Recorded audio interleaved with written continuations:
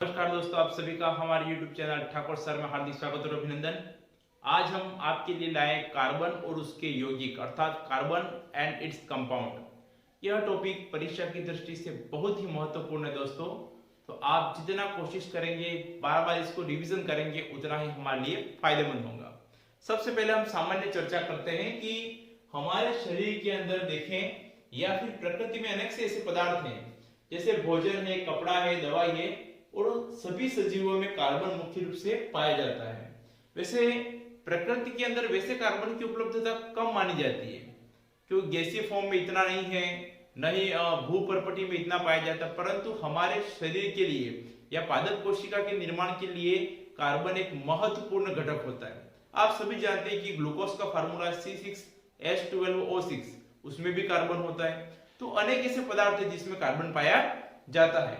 तो हम चर्चा करें कि भूपर्पटी के अंदर जितने भी खनिज होते हैं जो कार्बोनेट फॉर्म में हो या बाइकार्बोनेट फॉर्म में हो, उनके रूप में केवल 0.02%, ये आंकड़ा हमें याद होना चाहिए कि भूपर्पटी में कार्बनिक रूप में या खनिज रूप में कितना है। तो खनिज के रूप में हम देखें 0.02% जो होता है कार्बन उपस्थित होता है, इतना कार्बन है।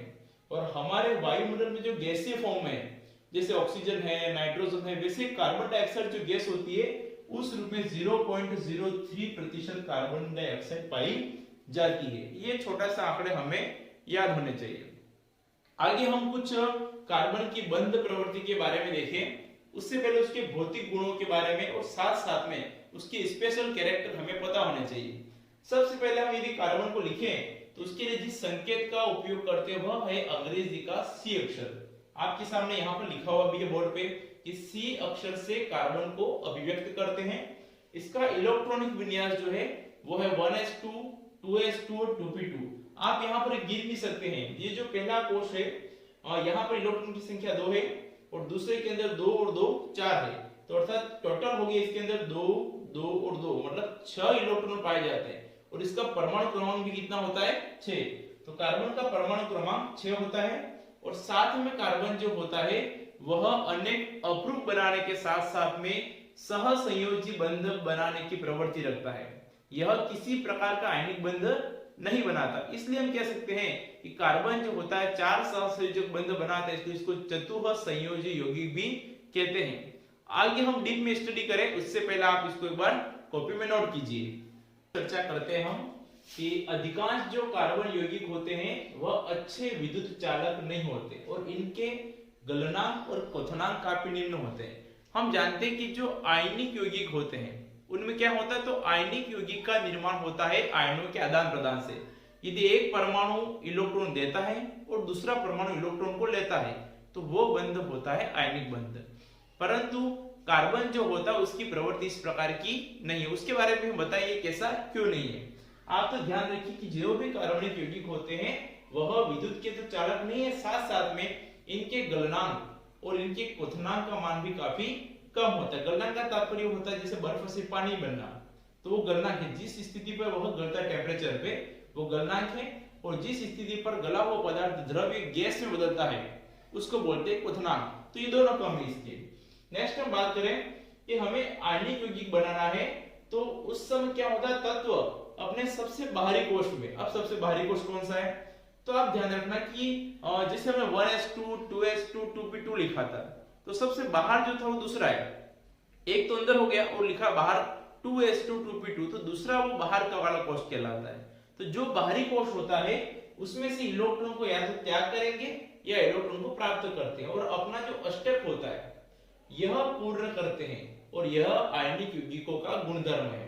मैं इसको आपको अच्छे से एक बार और बता दूंगा कि जो भी कार्बन होता है उसमें सबसे बाहरी कोश में इलेक्ट्रॉन कितने होते हैं? 4। आप सभी को कार्बन का इलेक्ट्रॉनिक विन्यास मैंने पहले ही बता दिया। क्या है इलेक्ट्रॉनिक विन्यास? 1s2 2s2 2p2। तो बाहर वाला कोश कौन सा हो गया? जो 2 नंबर का है। तो 2 नंबर का तो कौन सा है? 2s2 और 2p2। तो इन 2s2 और 2p2 में 2 और 2 4 इलेक्ट्रॉन हो गए।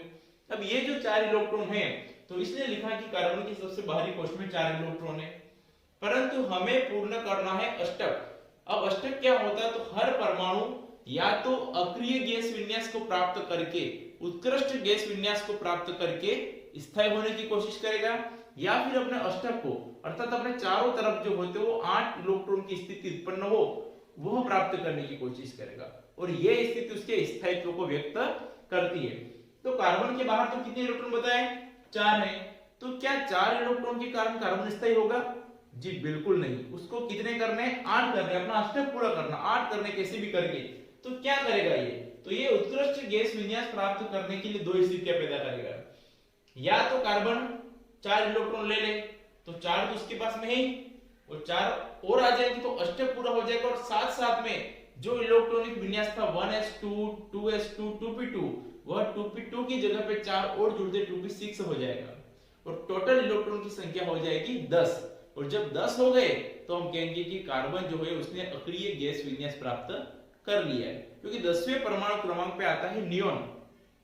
हीलियम है, नियोन है, आर्गन है, जीनोन है, ये सभी गैसें जो हैं वो होती है अक्रिय गैस, जो क्रिया करना पसंद नहीं करती। तो यहाँ पर ये 4 इलेक्ट्रॉन यदि ले लेगा तो भाई इसके पास में निश्चित रूप से 6 के साथ में 4 जुड़ गया तो हो गया 10 इसका परमाणु क्रमांक। इलेक्ट्रॉन की संख्या कितनी होगी, 10 हो गई।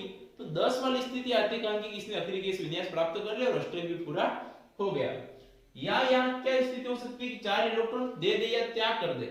यदि कार्बन जो होता है अपने भाइतम कोश में 4 इलेक्ट्रॉन चारों को दे दे तो अब सिर्फ क्या बचा, 1s2, बाकी चारों को निकल लिए।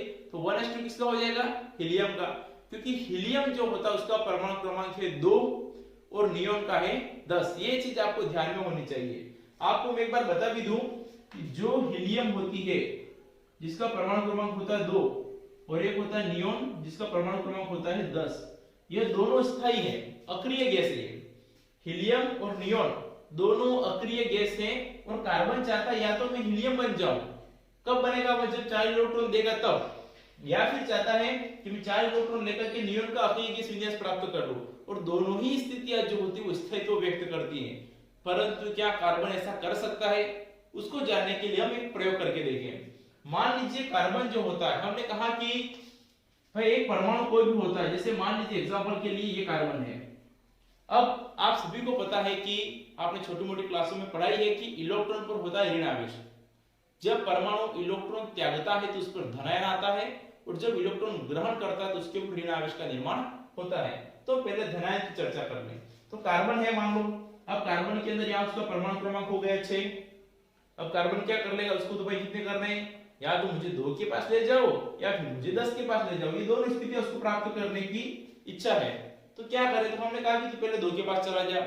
अब 6 को 2 बनाना है, यू मान लो 6 परमाणु क्रमांक मतलब 6 इलेक्ट्रॉन है और 6 इलेक्ट्रॉन को 2 इलेक्ट्रॉन करना है। प्रोटॉन की संख्या कभी चेंज नहीं होगी, वो ध्यान रखना। तो हमें इस 6 को 2 बनाना है, अर्थात इसमें से 4 इलेक्ट्रॉन को निकालना है। तो मैंने 1 इलेक्ट्रॉन निकाला तो इसके अंदर आ गया +1, एक को लिखने की आवश्यकता है नहीं।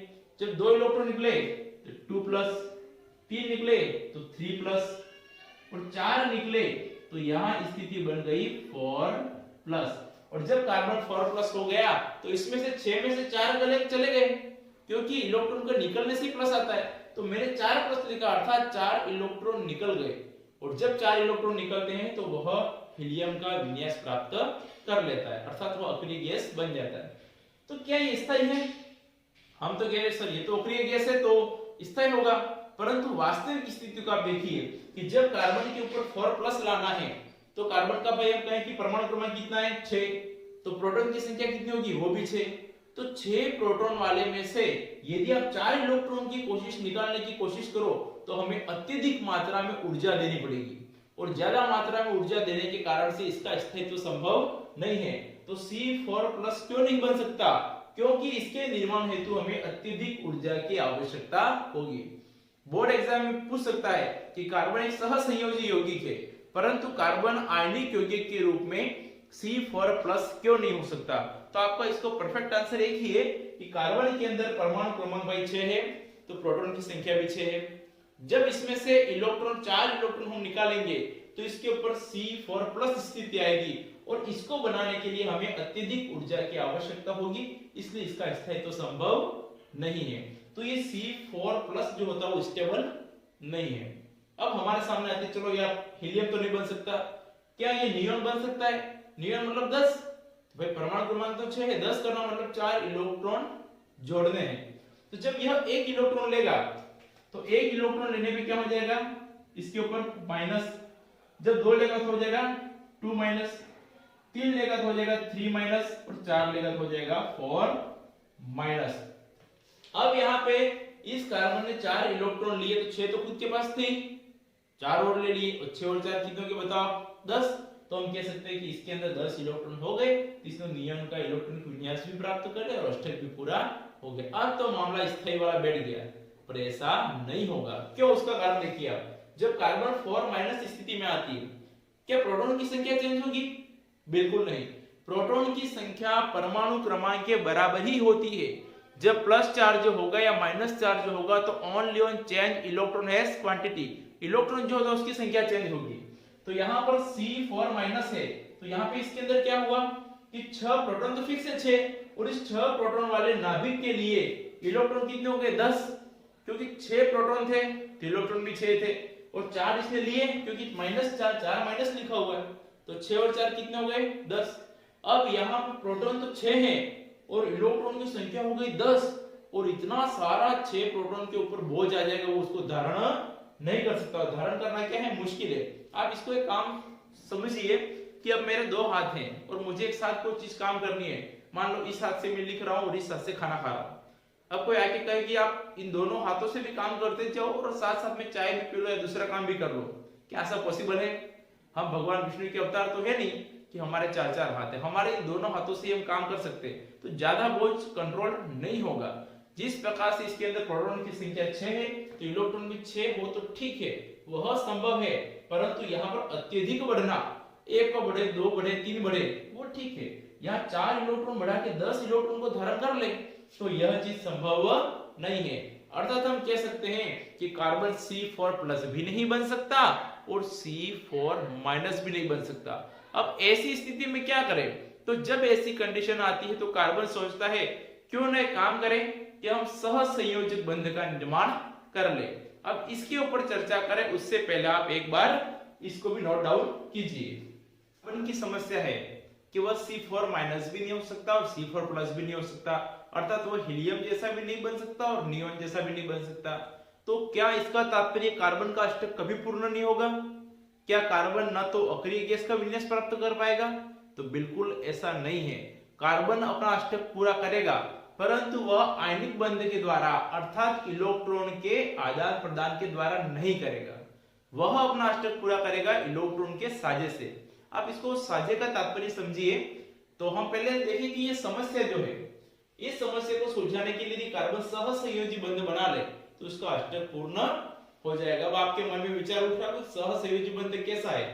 तो 2 परमाणु के बीच इलेक्ट्रॉन का जो एक युग्म होता है, मतलब 2 इलेक्ट्रॉन, एक युग्म का मतलब 2 इलेक्ट्रॉन, तो 2 परमाणु के बीच इलेक्ट्रॉन के एक युग्म की साझेदारी के द्वारा बनने वाले आबंध को सहसंयोजी आबंध कहते हैं। जब आप एक उदाहरण से समझ लीजिए, मान लीजिए हम कोई छोटा मोटा बिजनेस खोलना चाहते हैं, तो हम क्या करें कि मान लीजिए 1 लाख रुपया मैंने दिया और 1 लाख रुपये मेरे मित्र ने दिया, तो टोटल कितना इन्वेस्टमेंट हो गया 2 लाख। अब इन दोनों लाख को हम एक साथ डालेंगे और कोई बिजनेस स्टार्ट करेंगे, परंतु इस बिजनेस के अंदर आधा अधिकार मेरा है और आधा अधिकार उसका है, परंतु ये कैसा है? साझे से है। हम दोनों के साझे से, हम दोनों अलग नहीं है, साथ में काम कर रहे हैं, तो यह कहलाता है सहसंयोजक बंध। जब 2 परमाणु आपस में बंध बना, हो सकता है वो बंध अकेला हो, एक मान लीजिए एटम ये है, एक एटम ये है, तो दोनों परमाणु के बीच में मान लीजिए 1 इलेक्ट्रॉन उसका, 1 इलेक्ट्रॉन उसका, और बंध बन गया, तो ये हो गया एकल बंध, और ये सहसंयोजक बंध क्योंकि इसमें दोनों का हक है। तो हम ध्यान दें कि जब भी सहसंयोजक यौगिक जो होते हैं उनके अंदर इलेक्ट्रॉन का साझा होता है, तो जिस बंध का निर्माण होता है उसका नाम है सहसंयोजी आबंध। और जो सहसंयोजी आबंध से बनने वाले अणु होते हैं, उन अणु के भीतर जो बंध होता है वो तो प्रबल आबंध है, परंतु इनका जो अंतराणु होता है, मतलब एक एटम मान लीजिए दूसरे एटम से जुड़ गया बन गया H2 बन गया, मान लो हाइड्रोजन का हाइड्रोजन से जोड़ दे तो बनता है H2, और दूसरा हाइड्रोजन हाइड्रोजन से जुड़ के बना दे H2, तो इस H2 और इस H2 के मध्य जो बंध है वो अच्छा नहीं है, वो प्रबल नहीं है, और इसके जो अंतराणु बल होते हैं अणुओं के बीच वाला, वह बल दुर्बल होगा, और इस कारण से आयनिक यौगिक की तुलना में सहसंयोजक यौगिक जो होते हैं इसके गलनांक और क्वथनांक कम होते हैं। यदि एग्जाम में ऐसा प्रश्न आ जाए कि सहसंयोजक यौगिक आयनिक यौगिक की तुलना में कम गलनांक और क्वथनांक वाले होते हैं क्यों, तो आपको सिर्फ इतना सा आंसर देना है कि सहसंयोजक यौगिक का निर्माण इलेक्ट्रॉन के साझे से होता है और इस प्रकार से बनने वाले यौगिक के अंदर अंतराणु बल जो होता है वो दुर्बल होगा और दुर्बल बनने की वजह से इनका गलनांक और इनका क्वथनांक दोनों का मान जो होगा वो कम होगा। हम आपको कुछ उदाहरण भी देते हैं जिसके द्वारा आपको पता भी चल जाएगा। आप इसको अपने कॉपी में नोट डाउन कीजिए। अब देखिए एग्जाम्पल की बात करें तो मैंने आपके सामने कुछ एग्जाम्पल दिए हैं। फर्स्ट जैसे है यौगिक CA3COOH, this is acetic acid, CaCl3 chloroform, CH3CH2OH alcohol और CH4 मेथेन। यहाँ पर हमने 4 यौगिक दिए, उनके गलनांक का मान और उनकी क्वथनांक का मान दे रखा है। तो यहाँ पर फर्स्ट वाले का है 290 केल्विन, दूसरे का है 209, फिर है 156 और 90, यहाँ पर 391, 334, 351 और 111। आपको इसके गलनांक और क्वथनांक के मान एग्जाम की दृष्टि से याद करने की आवश्यकता नहीं है। तो हम क्या चीजें ऐसी जो याद कर सकते हैं, तो सबसे पहले आपको इसको समझ लो, क्वथनांक को भी जाने दो, हम गणना की चर्चा कर रहे हैं। अब यहाँ पे इसका मान कैसा है, सबसे ज्यादा अधिक है तो मैक्सिमम है और इसका मान कितना है, मिनिमम है। तो ये जो क्रम है एक घटते क्रम में दे रखा है, अधिक, कम और कम और कम। तो एग्जाम में आपको क्या कि इन चारों यौगिकों को दिया होगा और इसका यदि अवश्य में आए तो ये पूछ सकता है कि आरोही क्रम और अवरोही क्रम।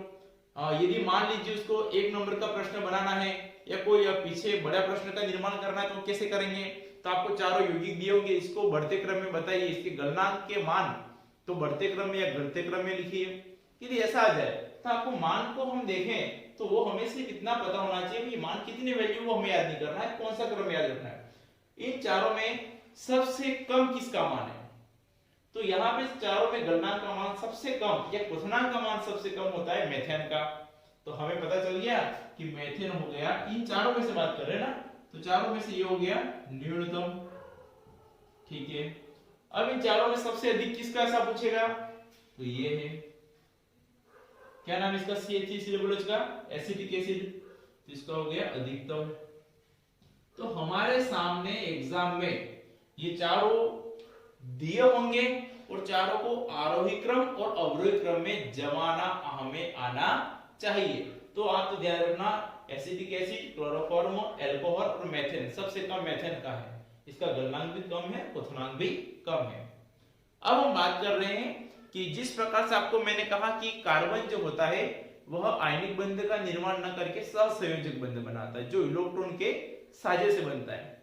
तो क्या हर परमाणु एक एक इलेक्ट्रॉन का साझा करेगा, क्या हर परमाणु दो इलेक्ट्रॉन का साझा करेगा, तो यह चीज डिसाइड होती है कि वह अक्रिय गैस विन्यास प्राप्त करने से कितना दूर है। फॉर एग्जांपल ले हम कि मान लीजिए हाइड्रोजन की बात कर रहे हैं, हम यहाँ पे हाइड्रोजन से पढ़ेंगे पहले कि परमाणुओं की साझेदारी। तो हाइड्रोजन जो होगा उसका परमाणु क्रम कितना है, 1, तो मैंने लिख दिया ये हाइड्रोजन। आवर्त सारणी में सबसे पहला तत्व कोई है तो हाइड्रोजन है, तो हाइड्रोजन जो हो गया उसका परमाणु क्रमांक मैंने लिख दिया 1। अब आप देखिए स्पष्ट, क्या एक परमाणु वाला हाइड्रोजन स्थायी है, नहीं है, तो हाइड्रोजन क्या करेगा, तो हाइड्रोजन करेगा दूसरे हाइड्रोजन से साझेदारी। तो जब ये हाइड्रोजन दूसरे हाइड्रोजन के साथ में साझेदारी करेगा तो हम इसको एक ड्रॉ के द्वारा बता सकते हैं कि इस हाइड्रोजन का इलेक्ट्रॉन मैंने क्रॉस से बता दिया है और इस हाइड्रोजन का इलेक्ट्रॉन इस क्रॉस से बता दिया है। ये इसका इलेक्ट्रॉन है, ये इसका इलेक्ट्रॉन है एक। अब क्या किया, दोनों ने साझा कर दिया, ये ले मेरा इलेक्ट्रॉन तू ले ले, तेरा इलेक्ट्रॉन है मुझे दे दे, और हम दोनों साथ में मिलकर काम करते हैं। तो उस स्थिति में दोनों आपस में जुड़े और इस हाइड्रोजन ने बंध बनाने के लिए अपना एक इलेक्ट्रॉन दिया और इस हाइड्रोजन ने बंध बनाने के लिए अपना इलेक्ट्रॉन दिया। तो दोनों इलेक्ट्रॉन जुड़ करके, पहले हमने पढ़ा था इलेक्ट्रॉन की युग्म से सहसंयोजक बंध बनता है, तो जब दोनों इलेक्ट्रॉन जुड़े और दो इलेक्ट्रॉन से कितने बंध बनेंगे, सिर्फ एक पेयर में बनता है, 2 इलेक्ट्रॉन तो एक बंध, 4 इलेक्ट्रॉन तो 2 बंध ऐसा। तो यहाँ पे दोनों ने एक इलेक्ट्रॉन दिया तो दोनों का इलेक्ट्रॉन आपस में जुड़ गया और इससे एक एक इलेक्ट्रॉन की साझेदारी हो गई और एकल बंध का निर्माण हो गया। इसको हम ऐसे भी लिख सकते हैं, ये हाइड्रोजन सिंगल बॉन्ड हाइड्रोजन। तो हाइड्रोजन जो होता है द्विपरमाणु अवस्था H2 अवस्था में मिलता है और H2 इसलिए बना क्योंकि हाइड्रोजन के साथ हाइड्रोजन जुड़ गया है और एकल बंध का निर्माण करते हैं और जिससे उसके अंदर क्या होगा, अक्रिय गैस विन्यास प्राप्त हो जाएगा। मैंने कहा था कि हाइड्रोजन जो है उसका परमाणु क्रमांक कितना लिखा था हमने, 1, और इसको इसका ही होना है तो इसको बनना पड़ेगा 2, जिसको हम कहते हैं हीलियम। ये मैंने आपको पहले बता दिया है कि हीलियम जो होता है वो अक्रिय गैस है, तो इसको 2 होना है तो एक एक की साझेदारी करते। अब इस हाइड्रोजन के पास कितने इलेक्ट्रॉन, देखो आप गैस से समझ सकते हो, ये घेरा बनाया है तो इस हाइड्रोजन के पास कितने इलेक्ट्रॉन है, बोलेगा मेरे पास 2 इलेक्ट्रॉन है तो मैं हीलियम जैसा हूं। अब इसको पूछा तो इसके पास भी घेरे में कितने 2 है, तो मेरे पास भी 2 इलेक्ट्रॉन है तो मैं भी हीलियम जैसा हूं। अर्थात दोनों ने साझे से जो कार्य किया है, सहसंयोजक बंध बनाया है, उससे उनका अक्रिय गैस विन्यास पूर्ण हो जाता है। एक 2 उदाहरण में और बता देता हूं ताकि आपका कंफ्यूजन दूर हो जाए। आप इसको अपनी कॉपी में लिख लीजिए। अब दूसरे उदाहरण की बात करें, हम किसको ले रहे हैं, हम ऑक्सीजन को। अब ऑक्सीजन का परमाणु क्रमांक होता है 8 और इसका इलेक्ट्रॉनिक विन्यास होता है 8 है, तो 1s2 2s2 4 हो गए और 2p4। तो यहाँ पर देखिए हम 2 2 और 4, 2 2 4 हो गए, 4 में 4 जोड़े तो 8, अर्थात इसके अंदर परमाणु क्रमांक 8 है और इलेक्ट्रॉन भी 8 हो गए।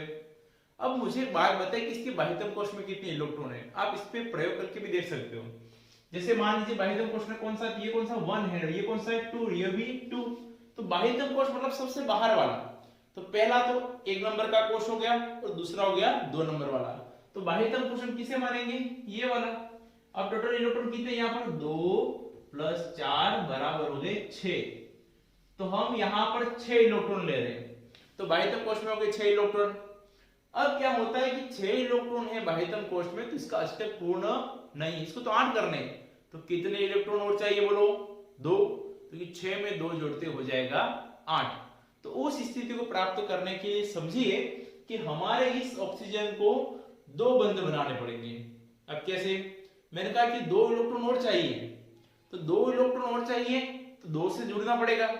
भाई 2 बंध बनाएंगे तो 1 इलेक्ट्रॉन यहां से आया, 1 इलेक्ट्रॉन यहां से आया, तो इसका अष्टक पूर्ण हो जाएगा। आप एग्जांपल से देखिए कि बाह्यतम कोश में कितने इलेक्ट्रॉन है, इसके 6 हैं, तो मैंने ले लिया ये ऑक्सीजन और 6 इलेक्ट्रॉन बाह्यतम कोश में, ये 2 2 4 और 2 6। दूसरे ऑक्सीजन से बंध बनाना है तो ये 2 2 4 और 2 6। अब देखिए यहाँ पर इसके पास भी 6 है, इसके पास भी 6, और ना तो इसका अष्टक पूरा है ना इसका अष्टक पूरा है। अब दोनों का अष्टक पूरा करना, दोनों क्या करेंगे आपस में साझा, कि तू मिला और मैं मिलाऊं, और दोनों मिलके काम कर लेते हैं। तो यहाँ पर देखिए कि ये दोनों आपस में मिलने के लिए प्रयत्न करेंगे, दोनों इलेक्ट्रॉन।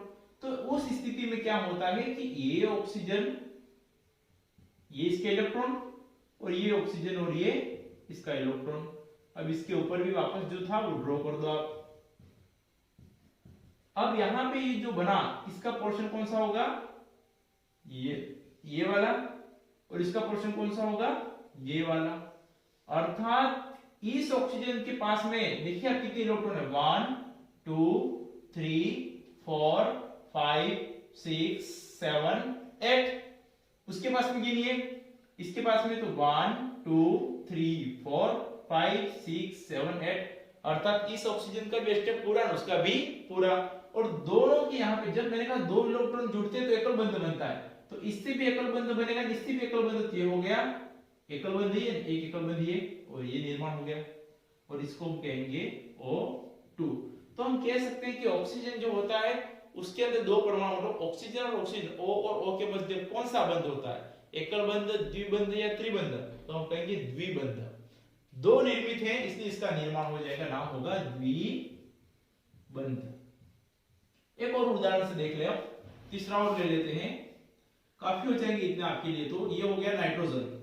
अब नाइट्रोजन का परमाणु क्रमांक कितना है, आवर्त सारणी में ये क्लास 9th में था, नहीं याद हो तो छोटा सा टेबल बना के मैं आपको बता देता हूं कि सबसे पहला hydrogen, helium, lithium, beryllium, boron, carbon, nitrogen, oxygen, fluorine और नियॉन।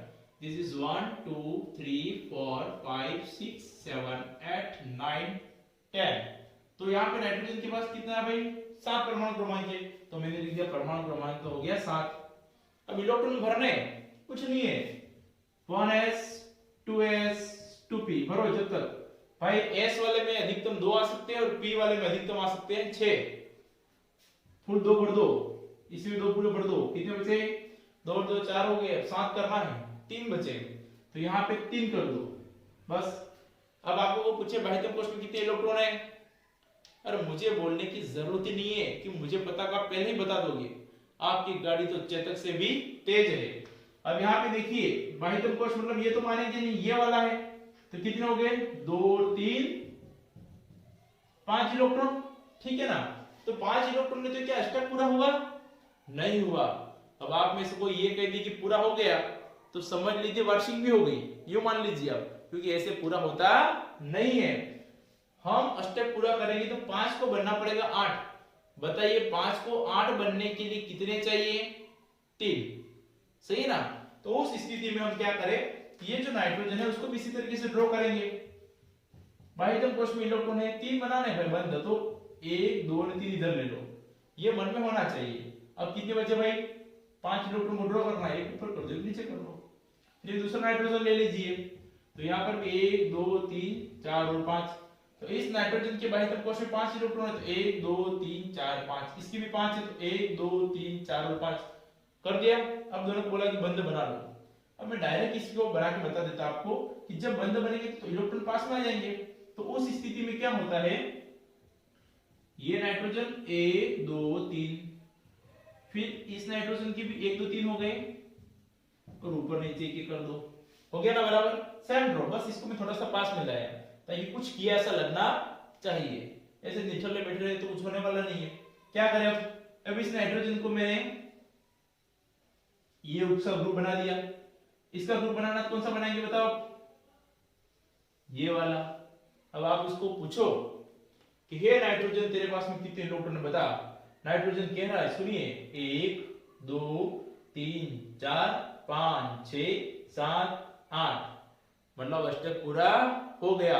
और इसने रावण की तरह जोर से दहाड़ भी दिया। ये नाइट्रोजन देखिए इसके पास में कितने? 1 2 3 4 5 6 7 8, इसका भी अष्टक पूर्ण हो गया। और जो यहाँ पर स्टार स्टार किए वो इलेक्ट्रॉन है, अब 2 इलेक्ट्रॉन के साझे से कितना बंध बनता है? 1, तो यहाँ पे 1 बंध 2 बंध 3 बंध, तो मैंने कर दिया यहाँ पे चित्र n 1 बंध 2 बंध 3 बंध। तो हम कह सकते हैं कि नाइट्रोजन में कितना बंध होता है? एकल बंध, द्विबंध या त्रिबंध? तो त्रिबंध। अब आपको कोई ऐसा पूछे कि ऑक्सीजन जो होता है वो डबल बंध बनाता है, नाइट्रोजन त्रिबंध बनाता है, हाइड्रोजन एकल बंध बनाता है, क्यों? तो इसे हमें जरा भी टेंशन लेने की या टिपिकल प्रश्न मानने की जरूरत नहीं है। हम बताएंगे कि ऑक्सीजन जो होता है अपना अष्टक पूर्ण करने के लिए 2 इलेक्ट्रॉन का साझा करता है, तो इसलिए द्विबंध है, और नाइट्रोजन 3 इलेक्ट्रॉन का साझा करता है, तो त्रिबंध है, ताकि उसका अष्टक पूरा हो जाए। आगे के लिए हम पढ़ें उससे पहले आप इसको भी कॉपी में नोट डाउन कीजिए, साथ में ये भी आप उतार देना ताकि आपको याद रहे।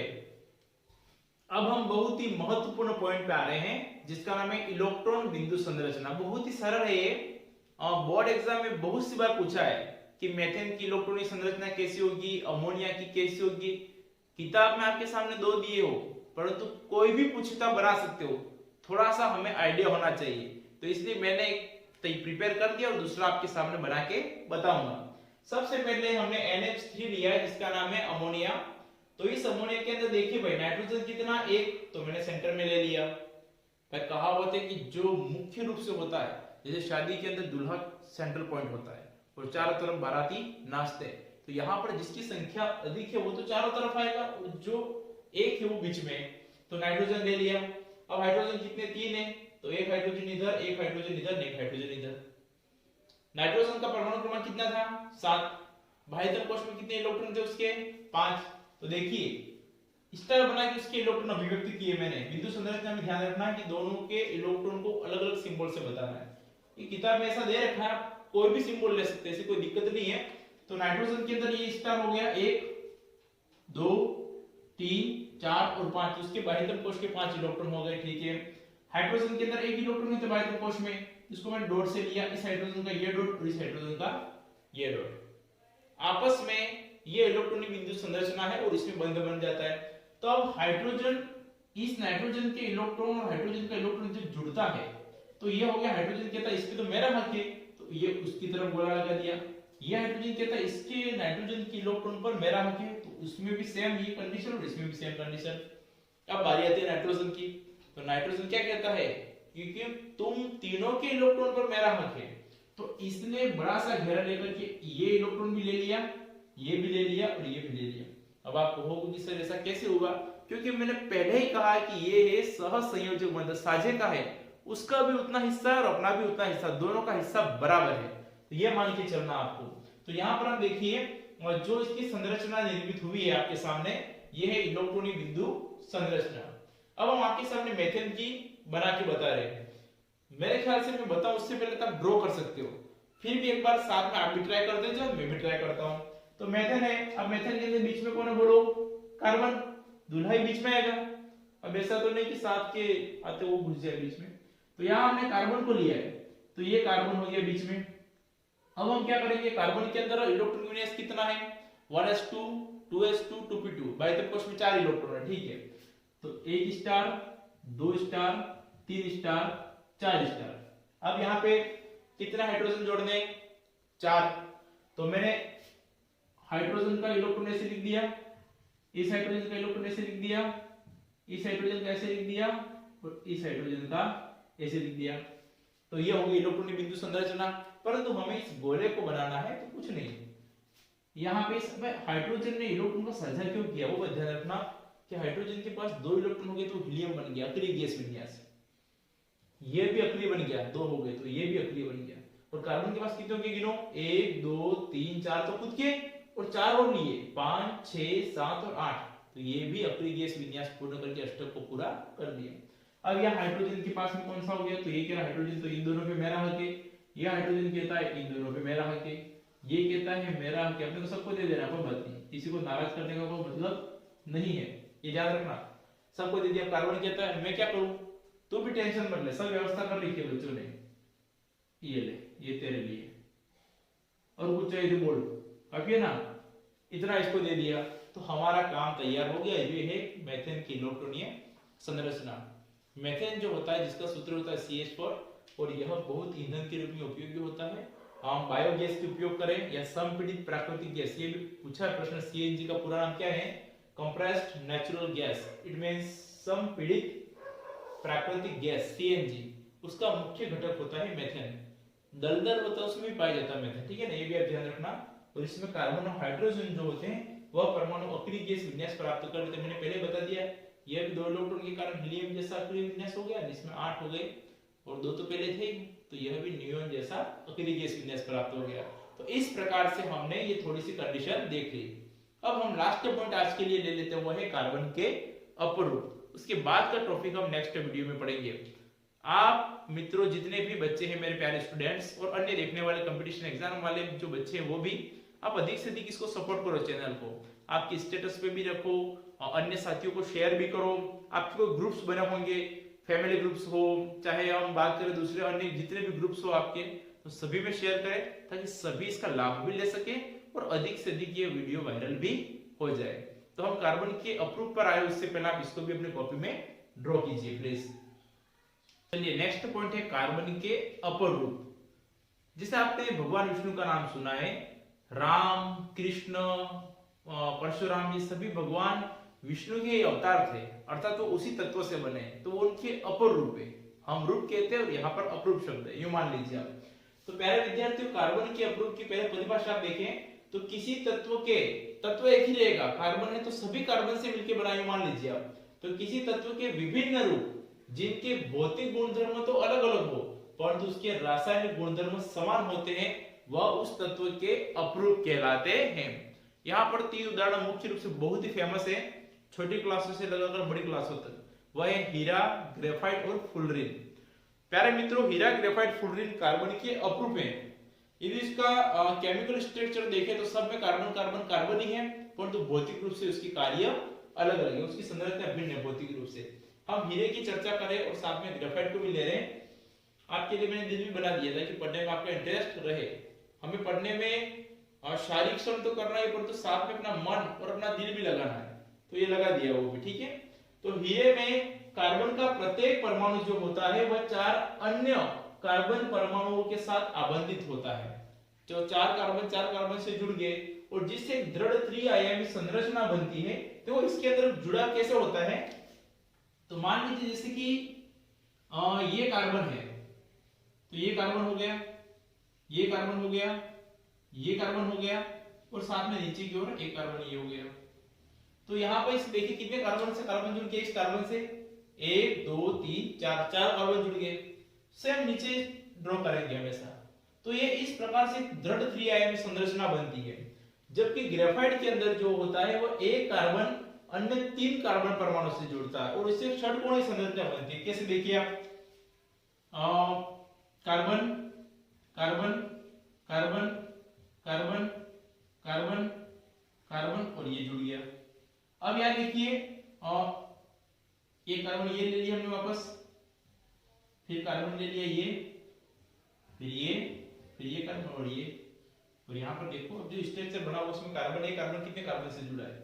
हम इसको कली को जो है कली इसको पकड़े। अब यहाँ दिल की बातें कर रहे हैं तो कली लेनी पड़ेगी। तो ये जो बना हुआ है उसमें देखिए एक कार्बन कितने से जुड़ा है, 1 से 2 से 3 से। यहाँ पे कार्बन 1 से 2 से और 3 से। तो ये जो स्ट्रक्चर है यहाँ पे इसको मैसे भी कर सकते हैं, ये फिर इसके बाद में ये और फिर ये हो गया। तो यहाँ देखो इसके कार्बन के अंदर फिर ये वाला भी 1 2 और 3, ये वाला भी 1 2 3, इसके बाद में ये कार्बन भी 1 2 और 3। तो ये जो स्ट्रक्चर बना हुआ है षटकोणीय, देखिए आप षटकोणीय कोण गिन लो, 1 कोना 2 3 4 5 और 6, इसके गिनो 1 2 3 4 5 6, इसके 1 2 3 4 5 6। तो षटकोणीय संरचना बनती है जिसमें प्रत्येक कार्बन 3 अन्य कार्बन से जुड़ा होता है और यहाँ साथ साथ में जो होता है द्विबंध भी बनता है। तो ये जो डबल बॉन्ड बन रहा है तो उस द्विबंध का निर्माण होता है ताकि उसकी संयोजकता भी पूरी हो जाए और इस कारण दोनों के गुणधर्म भिन्न है।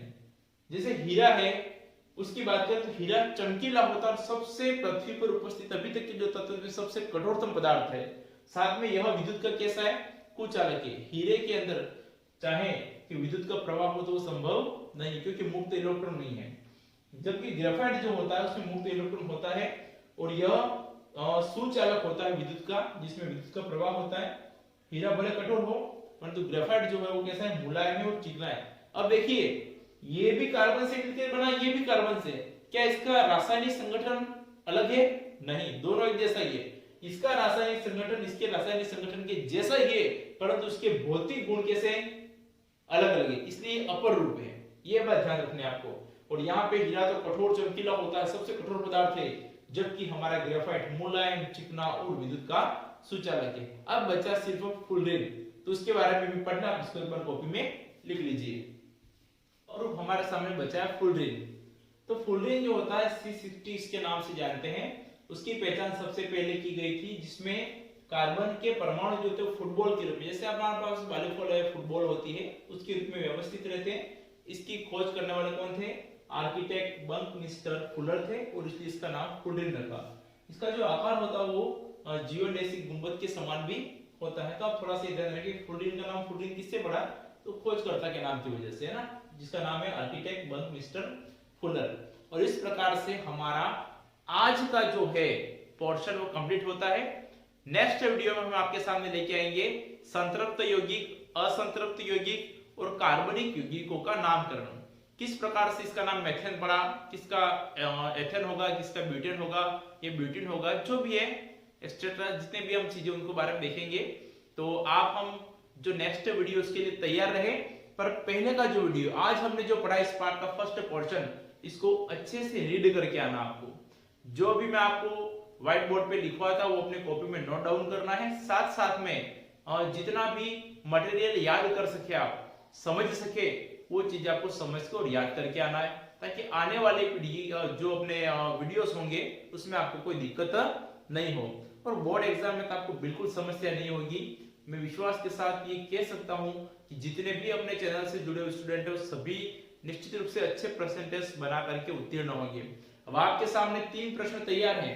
आप कमेंट में इनका आंसर जो होता है वो देना आपको। मैक्सिमम छात्र या स्टूडेंट ऐसे ही होते जो प्रश्नों को पढ़ लेते हैं परंतु इसका आंसर कमेंट में नहीं देते। तो उसमें 2 स्थितियां हो सकती है, या तो आपने वीडियो देखा नहीं है या आपको आता नहीं है, और आता है तो आंसर देना चाहिए ताकि हमारी भी प्रतिभा बाहर निखर के उभरे।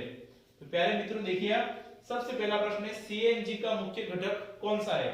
तो यहाँ CH3, C2H6, CH4 और CO2 चार ऑप्शन दे रखे। इसमें जो परफेक्ट आंसर है वो आप क्वेश्चन नंबर 1 करके उसका आंसर ABC जो भी वो दे देना।